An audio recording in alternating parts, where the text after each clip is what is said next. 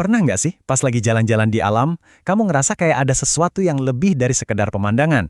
Semacam bahasa tersembunyi yang tertulis di alam itu sendiri. Nah, hari ini kita bakal bongkar kode rahasia itu. Coba deh bayangin, setiap tumpukan batu, setiap ranting yang sengaja dipatahin, setiap goresan di tanah, itu sebenarnya adalah sebuah kata. Ini bukan fantasi loh. Ini tuh sistem komunikasi beneran yang udah dipakai berabad-abad sama para penjelajah dan pramuka. Gimana? Siap belajar bahasanya? Oke, kita bedah satu-satu ya. Konsep inti yang kita omongin ini namanya tanda jejak. Simpelnya, ini tuh tanda-tanda yang dibuat pakai alam buat ngobrol.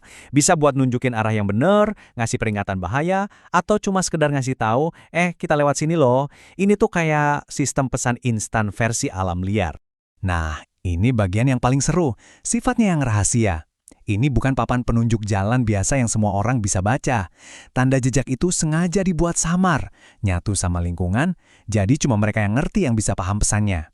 Contohnya nih, tumpukan 3 batu mungkin kelihatannya acak buat orang awam.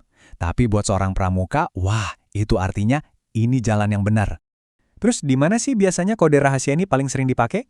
Salah satu konteks yang paling asyik itu ada di dalam kegiatan yang namanya white game atau permainan besar. Di sini jago baca tanda jejak itu jadi kunci kemenangan. Ini bukan sekedar main-main biasa, ini petualangan. Jadi, white game itu anggap aja kayak perburuan harta karun raksasa di alam terbuka.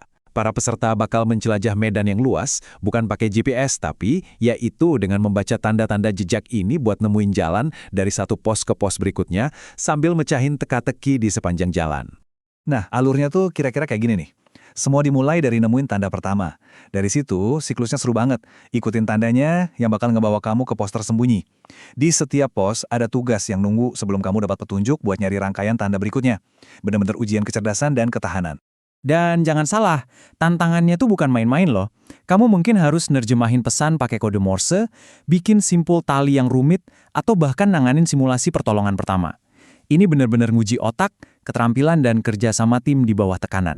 Oke, kita udah ngerti konteksnya kan? Sekarang, ayo kita kupas tuntas bahasanya. Kata-kata dari bahasa rahasia ini tuh sebenarnya apa aja sih? Dan gimana caranya kita bisa jadi fasih sama kosakata alam liar ini?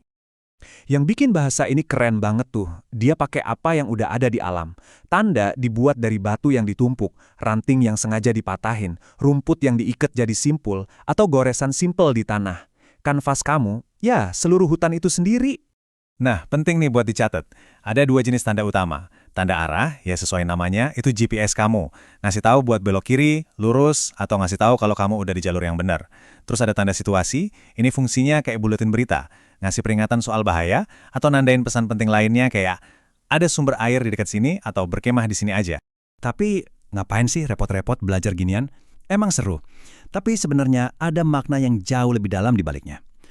Yuk kita geser dan lihat gimana praktik ini bukan cuma ngebangun skill, tapi juga ngebentuk karakter. Jadi, jago baca tanda jejak itu bukan cuma soal survival di hutan loh, tapi ini juga menumbuhkan kualitas-kualitas penting dalam diri kita. Mulai dari kreativitas mecahin masalah, tanggung jawab buat keselamatan tim, dan yang paling penting, rasa cinta dan hormat yang mendalam sama alam. Coba deh, kita pikirin soal kreativitas. Kamu nggak punya spidol atau kertas. Kamu harus lihat tumpukan daun atau susunan batu dan mikir gimana caranya pakai ini buat ngirim pesan yang jelas tapi tetap tersembunyi. Itu kan problem solving kreatif yang paling murni kan? Terus soal tanggung jawab. Kalau kamu bikin tanda yang salah atau nggak jelas, tim kamu bisa nyasar. Keselamatan dan keberhasilan mereka, bisa dibilang nasib mereka, ada di tangan kamu. Itu beban tanggung jawab yang real banget dan terasa langsung. Dan juga kejujuran. Tanda yang kamu tinggalin itu adalah janji buat orang yang ngikutin di belakang. Pesannya harus benar. Ini kayak sumpah buat ngasih info yang akurat. Ngebangun kepercayaan bahkan sama orang yang nggak bisa kamu lihat. Ini pelajaran mendasar banget soal integritas. Wah, kutipan ini bener-bener pas banget. Belajar tanda jejak itu sebuah pendidikan. Ini ngajarin kita bukan cuma buat ngeliat alam, tapi buat bekerja sama dengannya, menggunakannya dengan hormat, kreativitas, dan rasa tanggung jawab yang dalam. Ini skill yang bisa kita semua pakai dalam hidup. Oke, jadi apa nih pelajaran yang bisa kita bawa pulang dari sini? Gimana caranya bahasa rahasia ini bisa relevan buat kita semua bahkan kalau kita nggak ikutan white game? Gimana ini bisa mengubah cara kita melihat dunia? Intinya gini. Pengetahuan ini bisa ngubah cara kamu mandang dunia. Jalan-jalan biasa di hutan bukan lagi cuma sekedar jalan-jalan, tapi jadi semacam petualangan, perburuan petunjuk. Kamu jadi mulai menghartiin detail-detail kecil, nyari pola, dan ngelihat alam bukan sebagai latar belakang tapi sebagai kanvas komunikasi yang hidup. Jadi, lain kali kamu lagi di luar, coba deh perhatiin lebih detail. Tumpukan batu itu mungkin bukan cuma tumpukan batu biasa. Bahasa rahasia alam ada di mana-mana, nunggu buat dibaca. Pertanyaannya sekarang, apa kamu mau mulai coba membacanya?